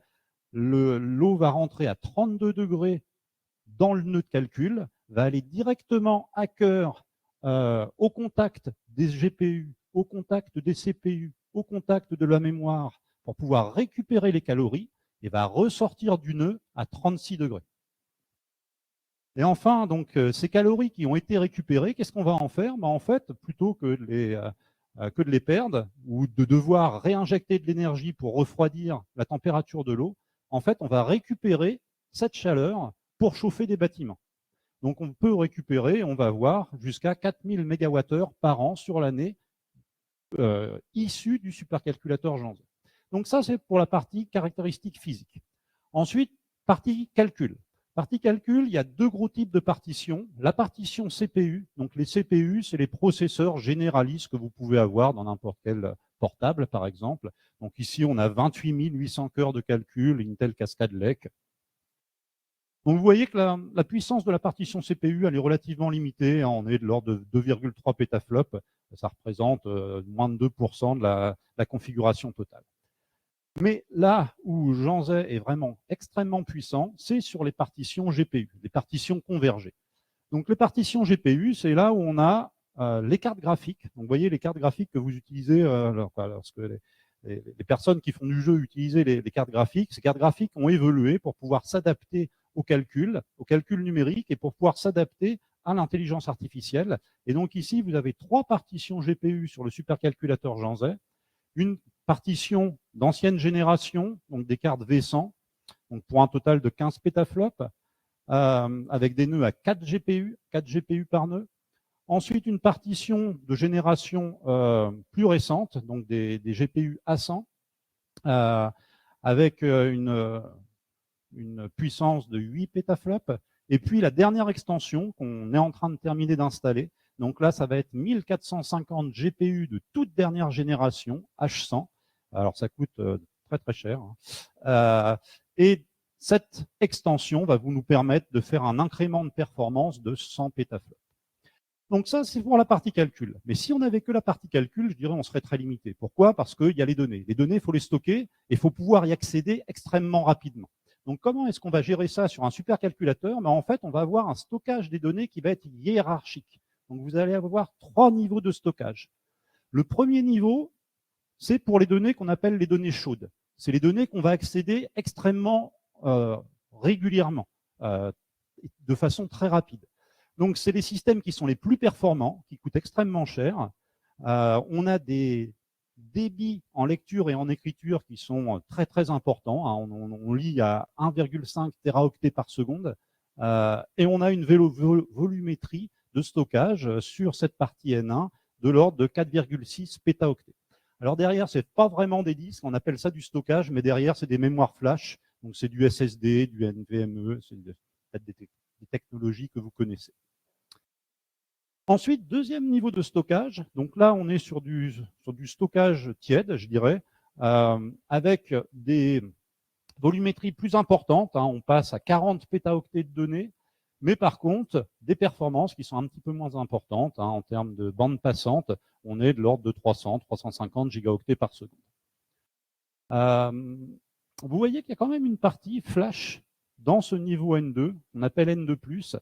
Pourquoi? Parce que les entraînements ont besoin de beaucoup de données, on a vu, et souvent des tout petits fichiers, des petites images, des choses qui sont difficiles à gérer sur des dispositifs standards de type disque rotatif. Donc pour ça, on a un deuxième niveau de flash qui n'a pas la performance du N1, mais qui permet de gérer justement cette multitude de petits fichiers. Et enfin, vous avez le troisième niveau de stockage. Alors là, ça peut paraître archaïque, mais c'est sur des bandes magnétiques. Alors pourquoi des bandes magnétiques? Parce qu'aujourd'hui, c'est ce qui permet d'avoir le meilleur rapport volumétrie de stockage par euro. Donc là, on va avoir jusqu'à 50 pétaoctets de données qui peuvent être stockées sur des bandes magnétiques. Donc voilà les 3 niveaux de stockage qui sont disponibles pour les utilisateurs. Alors, maintenant, on va essayer d'illustrer un petit peu les chiffres qu'on a donnés. 320 mètres carrés, la surface du supercalculateur, c'est quoi? C'est un petit peu plus que la surface d'un terrain de tennis.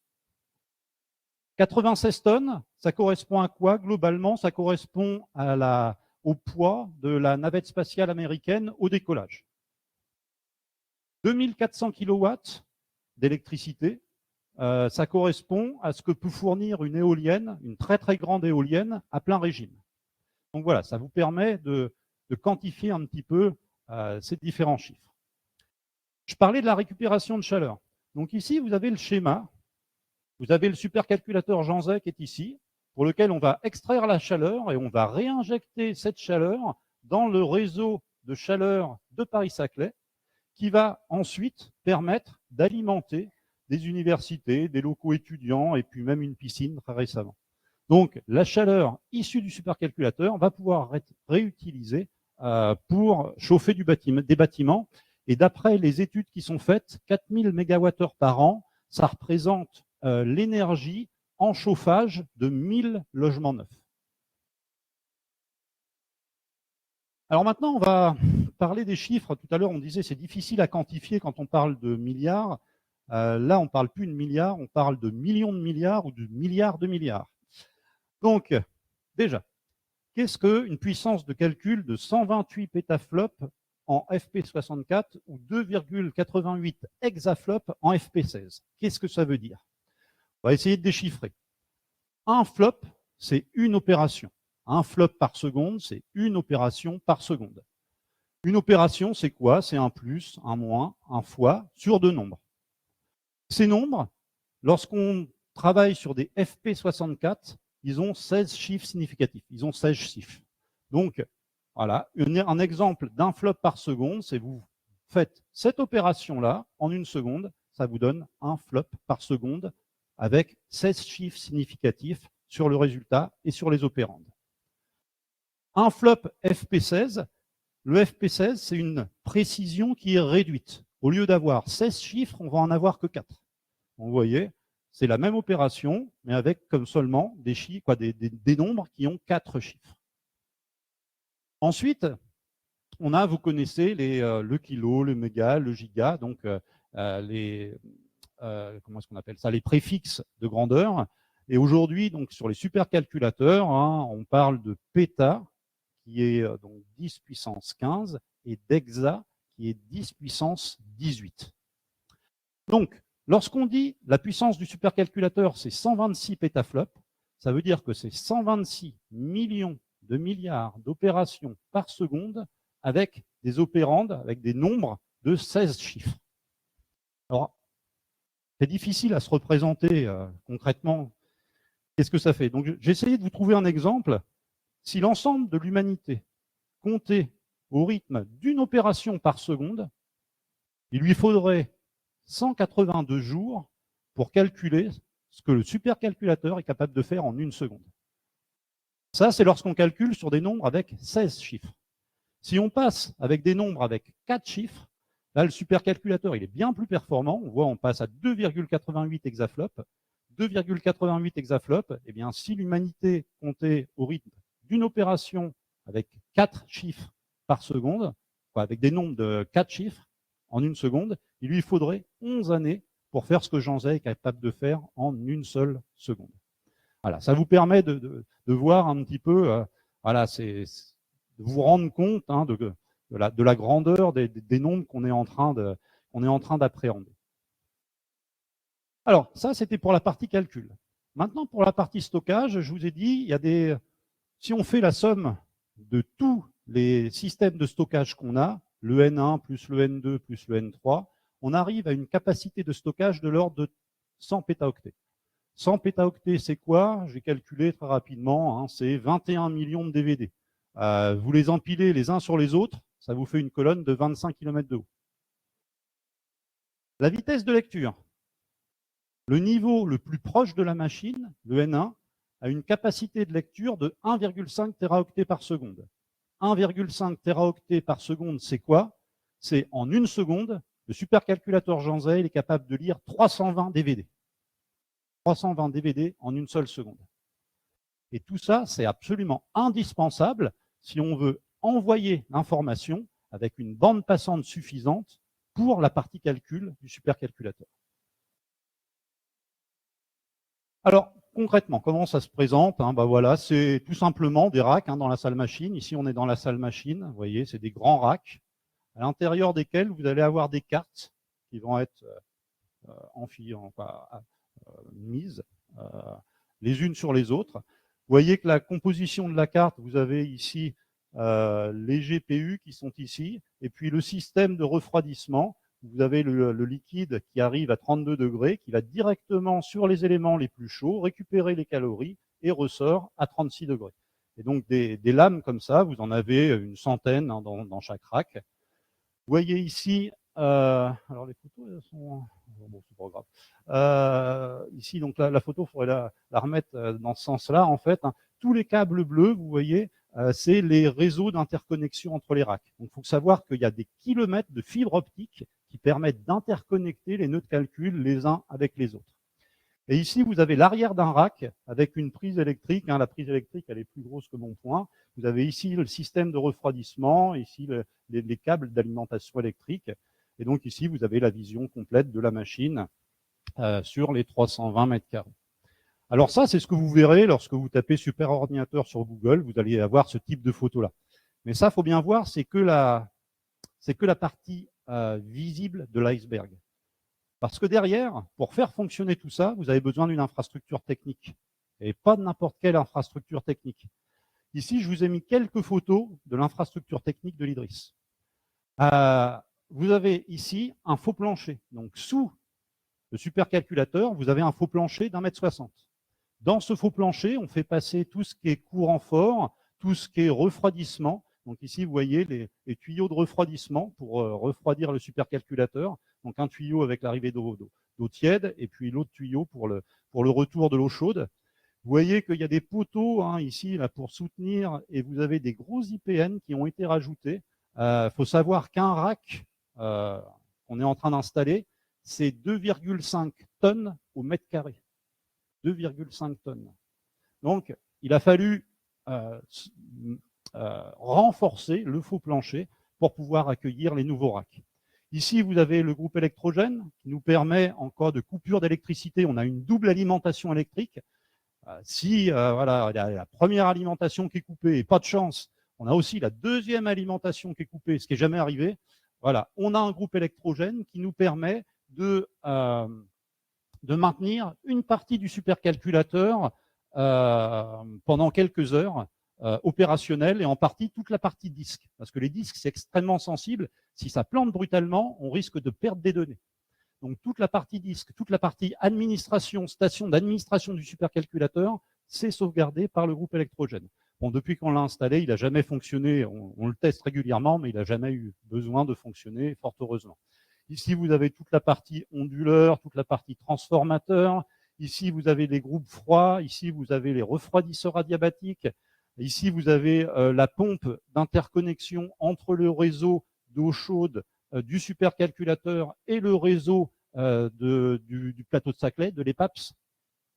Et ici, vous avez la partie pompe pour le supercalculateur. Vous voyez la taille des pompes par rapport à un classeur A4. Donc voilà, ça c'est des choses que vous verrez jamais, mais il faut savoir que si vous n'avez pas cette infrastructure technique derrière le supercalculateur, eh bien il n'y a rien qui fonctionne. Donc voilà, je vais m'arrêter là et puis je suis prêt à répondre à toutes vos questions. N'hésitez pas. Merci.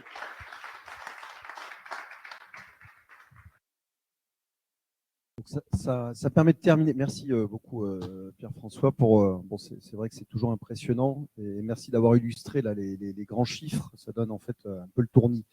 Ce qu'on vous propose, c'est ça termine la partie présentation. Donc on va mettre en place ici là autour de la table, pardon, les 3 points avec les 3 démonstrations. Et ceux qui veulent nous interroger et voir, vous vous rapprochez et donc pas de problème, on continue en fait à discuter et à vous montrer in situ. Donc il y aura une partie des présentations que moi je vais garder sur le grand écran, donc si vous voulez suivre. Et puis pour les autres, on vous invite tout simplement à participer à un petit moment de convivialité autour d'un verre. Et puis Ah oui, si, effectivement, je peux, oui, tu as tout à fait raison. Tu vois, j'étais parti dans mon...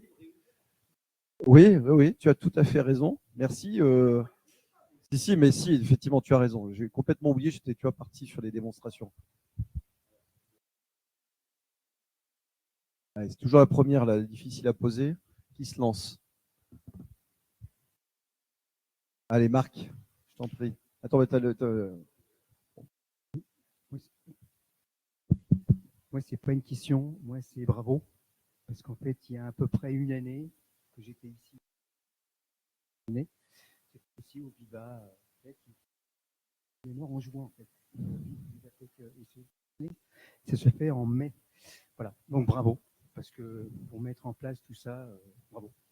Merci beaucoup. Et, on peut applaudir. Alors, Marc. Bonjour, une question sur Janzé, parce que il y a beaucoup de gens qui disent que l'IA, c'est catastrophique pour le climat. Moi, mon job, depuis quelques années, c'est de faire l'IA au service de la transition écologique.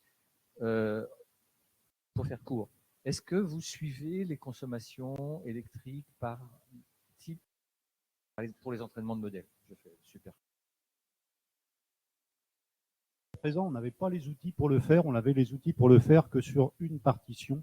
Et ce n'était pas nécessairement la partition qui nous intéressait le plus. Donc, on a développé un outil en interne qui va être opérationnel d'ici quelques semaines et qui nous permettra de suivre travaux par travaux quelle est l'empreinte énergétique et l'empreinte carbone d'un entraînement. Et donc, à partir de là, on pourra quantifier pour un projet donné, pour un entraînement ou pour un travail, exactement quelle est cette empreinte carbone.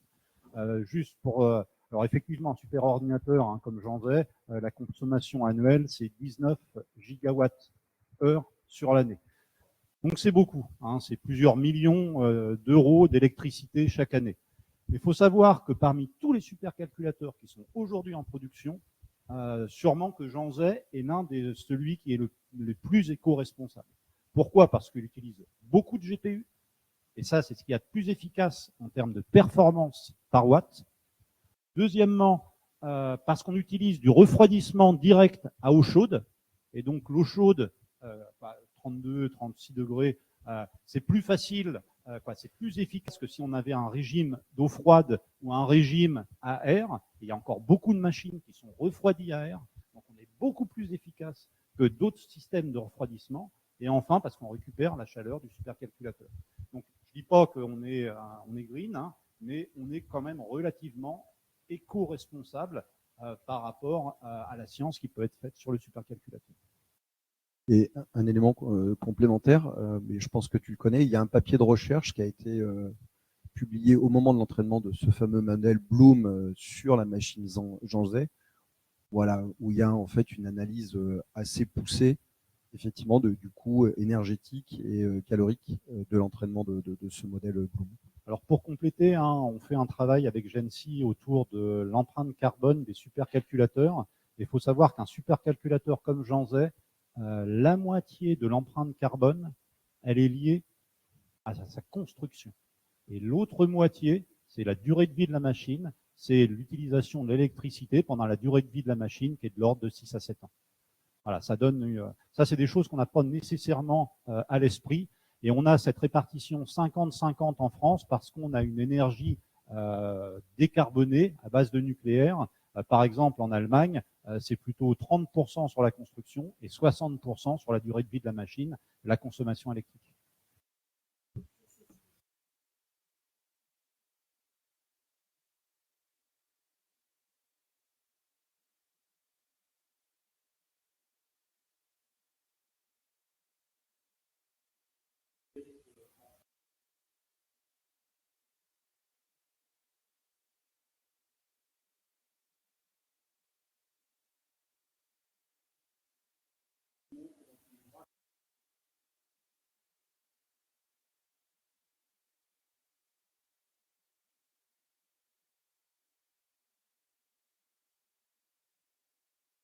Oui, bonjour. Alors, j'ai joué un peu les Cassandres, désolé. Comment fait-on, par exemple, pour détecter les disques durs qui sont morts? Puis ça doit arriver hein, de temps en temps, surtout quand on est sur une mémoire flash. Et justement, et après, comment on fait pour le recyclage? Il y a deux questions. Alors pour la détection, hein, il y a des systèmes qui monitorent la machine 24 heures sur 24.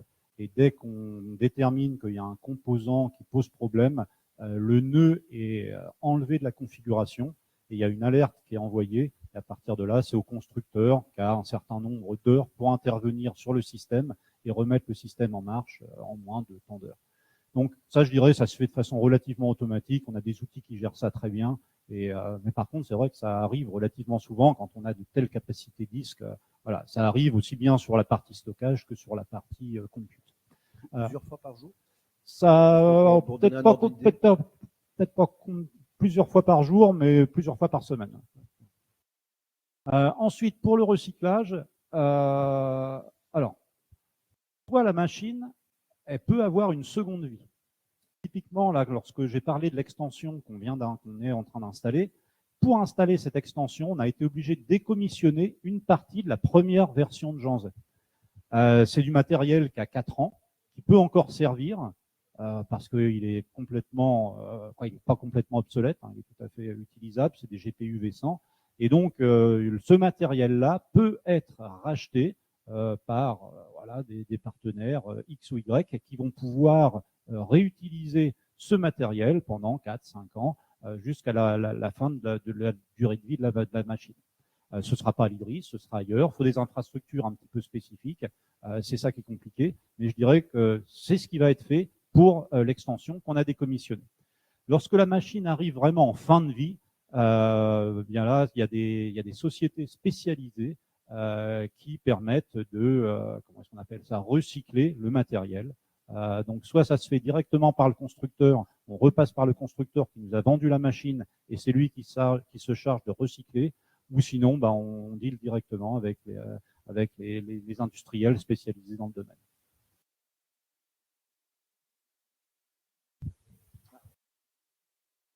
Bonjour, j'aurais une petite question par rapport à l'eau. Quelle est la consommation d'eau? D'où elle provient? Est-ce qu'on recycle l'eau? Parce que l'eau dans la nature, elle n'est pas à 32 degrés. Donc déjà, il faut la mener à 32 degrés. Donc, ça, pour l'amener à 32 degrés, il suffit de la faire tourner une fois sur le supercalculateur et elle monte en température. Notre problématique, c'est plus de la faire redescendre. Donc l'eau, en fait, il faut savoir que le circuit de refroidissement de Janzay, c'est un circuit qui est fermé. Donc derrière, une fois qu'on a mis, je sais pas combien il y a de litres sur le site, mais c'est pas énormément d'eau qui est dans le système en fait. Là où on va consommer beaucoup d'eau, c'est sur cette partie-là. C'est sur les refroidisseurs adiabatiques. Les refroidisseurs adiabatiques, lorsqu'il fait relativement froid, je dirais ça fonctionne comme un évaporateur standard. On fait passer le liquide dedans, ça s'évapore et le liquide il ressort avec moins 6 degrés par rapport à sa température d'entrée. Mais quand il commence à faire plus chaud, on est obligé de faire ruisseler de l'eau sur les médias qui sont ici pour optimiser l'efficacité.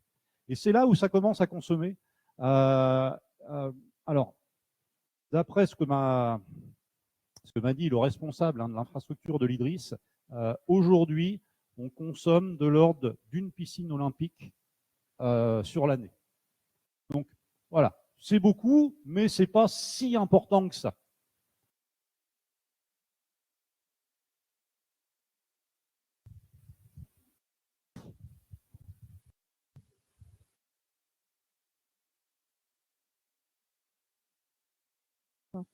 Tatiana Protois, présidente déléguée du CESEL. Donc, trop d'intelligence artificielle risque certainement de multiplier ou de favoriser le piratage informatique. Ma question, est-ce que Lucie ne serait pas une solution qui pourrait permettre de développer de la sécurité prévisionnelle?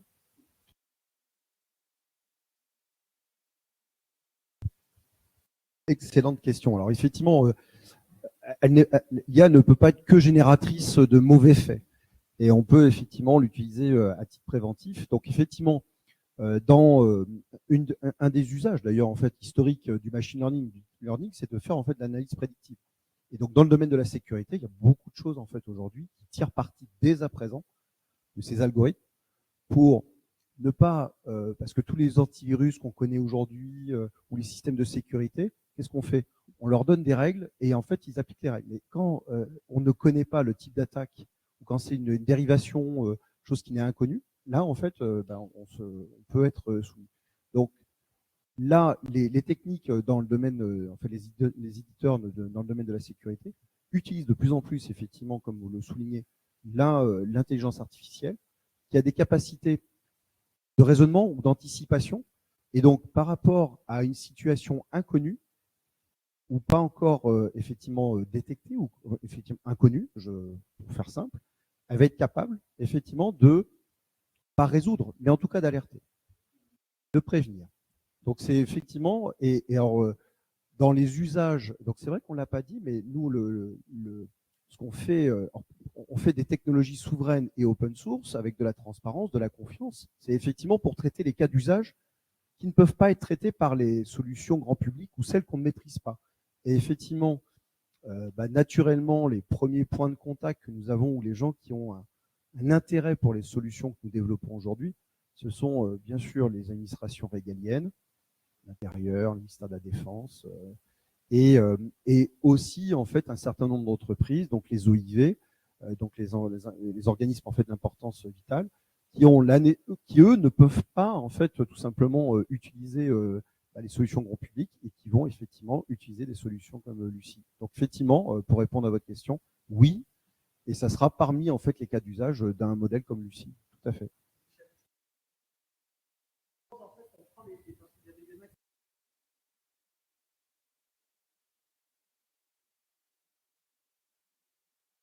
Question, merci pour la présentation déjà.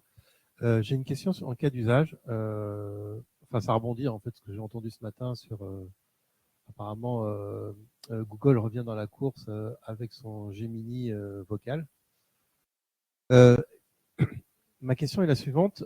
Si je veux faire de la traduction, imaginons que je suis en conf call avec un anglais, et donc si j'ai bien compris le fonctionnement, on traduit du texte en vocal, enfin pardon, du vocal en texte, puis le texte est traduit, et puis ensuite ça repasse en vocal, donc c'est pas hyper fantastique.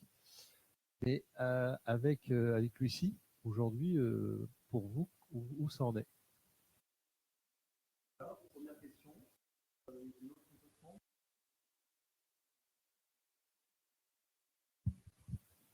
Bonjour. Merci pour l'accueil et la présentation. J'aurais une question sur la conception du modèle lui-même.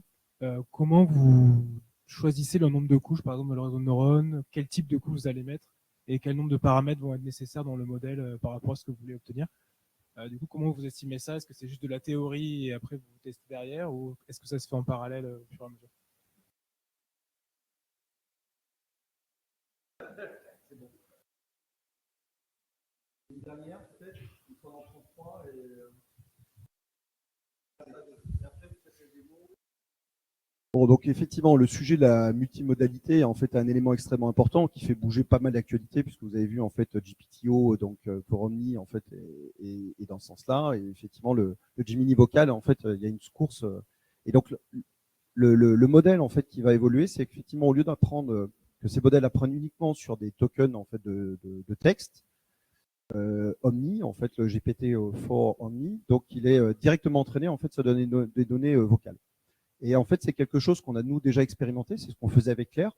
C'est au lieu d'injecter des textes, comment dire, un peu linéaires, c'est plutôt travailler sur des dialogues, des données conversationnelles qui vont donner une capacité au modèle à comprendre déjà des tours de parole, à faire de la diarisation, donc de l'identification de locuteur. Et effectivement, sans passer par cette transposition de langue ou de transformation de la voix en texte et ensuite de revoir en fait une autre synthèse. Donc je vais pouvoir vous montrer, puisque ça en fait dans les démos on a.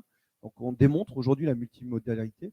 Donc sur Lucie, les données en fait aujourd'hui sont essentiellement, enfin 100% du texte, mais quand même avec de la donnée conversationnelle, c'est-à-dire des données avec des tours de parole, pour que le modèle sache comprendre par défaut une conversation avec des tours de parole.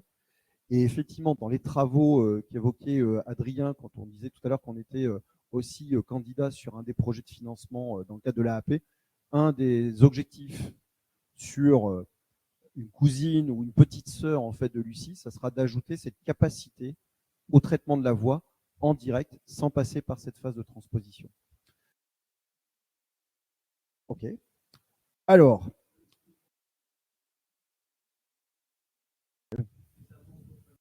sur GPT Omni, c'est ça. Et la clé, c'est effectivement que le modèle soit entraîné directement en fait, effectivement, sur du modèle en fait, de la voix. C'est comme ça en fait qu'on obtiendra fluidité, même si bon, vous voyez en fait sur vos téléphones, en fait, si vous avez des téléphones de dernière génération, tous proposent maintenant la conversation avec translation et la traduction pratiquement en instantané. Mais on va franchir en fait une étape où il y aura même plus quelques délais de aujourd'hui, je sais pas, peut-être 1 seconde et demie peut-être, mais bientôt en fait ça sera imperceptible pour l'utilisateur.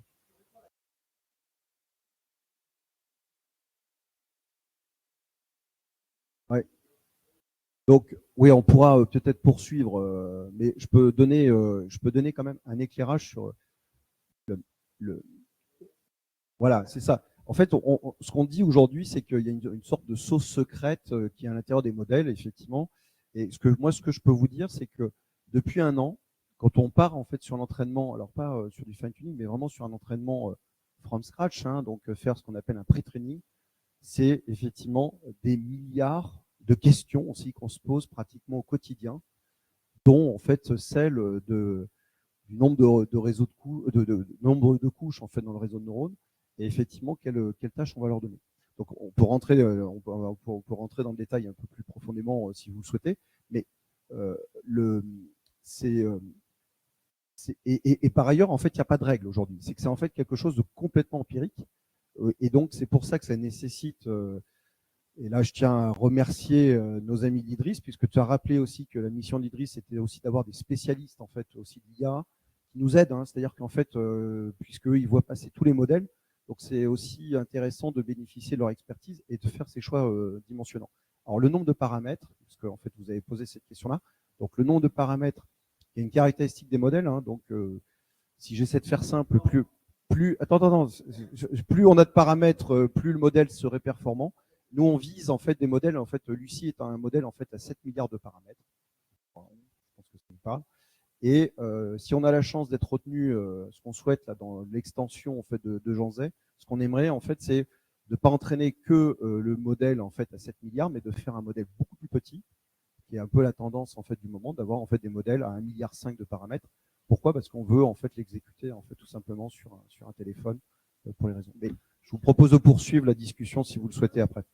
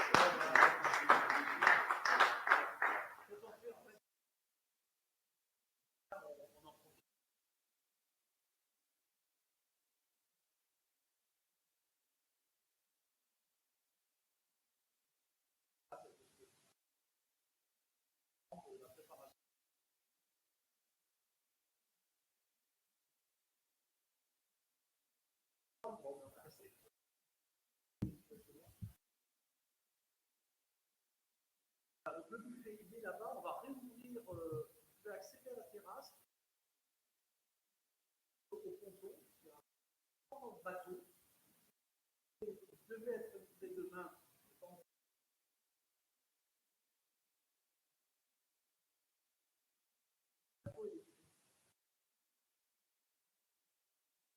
Un grand projet de mettre en œuvre.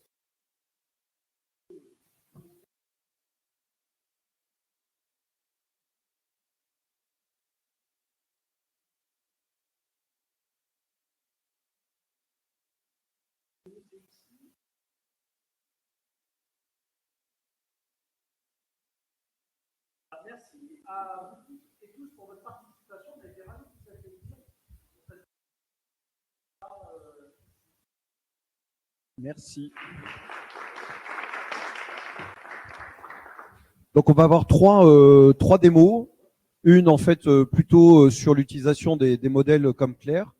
Un sur la génération de musique pour ceux qui se sentent l'âme de musiciens. Donc n'hésitez pas à vous rapprocher. C'est toi Maïssa qui fait la partie musique avec Jenny Y.